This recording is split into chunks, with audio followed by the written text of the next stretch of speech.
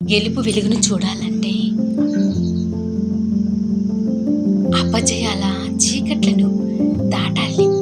ఎన్ని అవరోధాలు వచ్చినా దాటుకొని ముందుకు వెళ్తేనే గెలుపు సొంతమవుతుంది. మాట ఒక శక్తివంతమైన ఆయుధం. ఎలాంటి వారినైనా తమ వైపు తిప్పుకోగల నైపుణ్యం మాట తీరులోనే ఉంటుంది.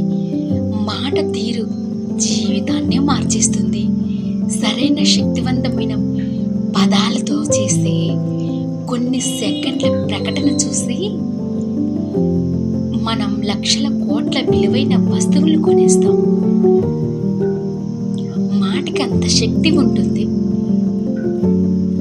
అందుకే తక్కువ మాట్లాడాలి, సూటిగా మాట్లాడాలి, స్పష్టంగా మాట్లాడాలి. ఎవరైనా మిమ్మల్ని తెచ్చగొట్టేలా మాట్లాడితే వాళ్ళకి వీలైనంత ప్రశాంతంగా సమాధానం చెప్పాలి.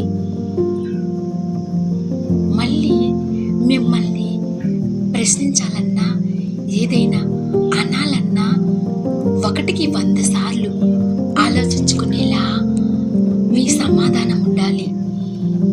వారికి వారే మీకు దూరంగా జరిగేలా మీరు సమాధానం చెప్పగలగాలి. మీ కోపాన్ని మీ సమాధానంగా మార్చండి. అదే ఎదుటివాణ్ణి అదుపు చేస్తుంది. జీవితంలోకి వచ్చే ప్రతి వాళ్ళని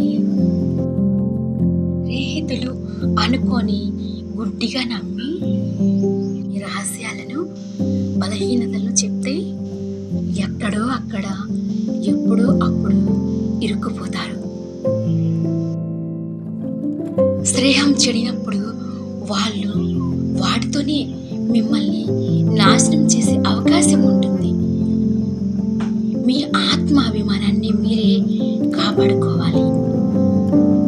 ఒక్కసారి కోల్పోతే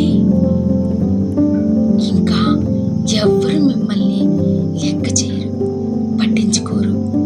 మీకు సంబంధించినంత వరకు ప్రపంచంలో అన్నిటికంటే ముందు మీరు, మీ గౌరవం, ఆ తర్వాత ఏదైనా అన్నట్టుగా ఉండాలి.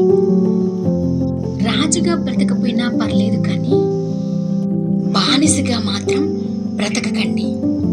ఈ రోజుల్లో స్వార్థం లేని వాళ్ళు ఎవరూ లేరు. ఏదో ఒక ఉపయోగం ఉంటేనే కదా ఏదైనా ఏ పనైనా చేస్తున్నారు. స్వార్థం అంటే ఏమిటో తెలుసుకో, అప్పుడే కదా బ్రతకడం ఎలా తెలుస్తుంది. విమర్శన నిచ్చెన లాంటిది, పొగడతా పాము లాంటిది. మీతో తీయగా మాట్లాడుతూ పొగిడే వాళ్ళకు దూరంగా ఉండండి. ఒకటి గుర్తుపెట్టుకోండి, స్వార్థం లేకుండా ఎవరు ఎవరిని పొగడరు. ఒకటి చెప్పనా, పొగడతా అహంకారాన్ని పెంచుతుంది. మిమ్మల్ని పొగిడి వాళ్ళ పనులు చేయించుకుంటారు. ఇది తెలుసా మీకు? లేదా మిమ్మల్ని మోసం చేస్తారు, మీకు నష్టాల్ని కలిగిస్తారు.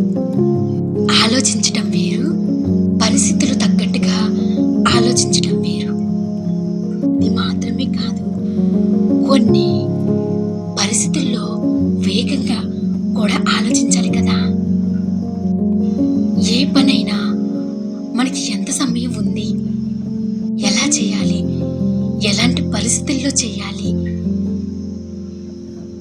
ఎంత వేగంగా చెయ్యాలి అని స్థిరంగా నిర్ణయించుకొని పని మొదలుపెట్టినప్పుడు గెలుపు తప్పకుండా సొంతమవుతుంది. కాలికి తగిలిన దెబ్బ నడవడం నేర్పిస్తుంది, కానీ గుండెకు తగిలిన దెబ్బ బ్రతకడం నేర్పిస్తుంది. ఎదుటివాడికి మన అవసరం ఎప్పటికీ ఉండేలా చూసుకోవాలి. మన అవసరం ఉన్నంతసేపు ఎవరికి వాళ్ళు మన గుప్పిట్లోనే ఉంటారు.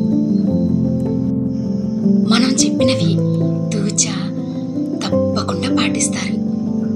ఒకవేళ వాళ్ళు చెడు చెయ్యాలి అనుకున్నా కూడా 10 సార్లు ఆలోచిస్తారు. జీవితానికి అతి ముఖ్యమైన అంశం ఏమిటో తెలుసా? లక్ష్యం లేని వాళ్ళతో అస్సలు ఉండకూడదు. దొంగతో తిరిగితే రెండో దొంగ మీరే అవుతారు.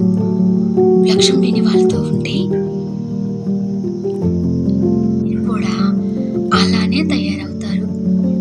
నిత్యం ఏదో ఒకటి నేర్పించుకునే వాళ్ళతోనూ నేర్పించే వాళ్ళతోనూ జీవితంలో అడుగులు ముందుకేసే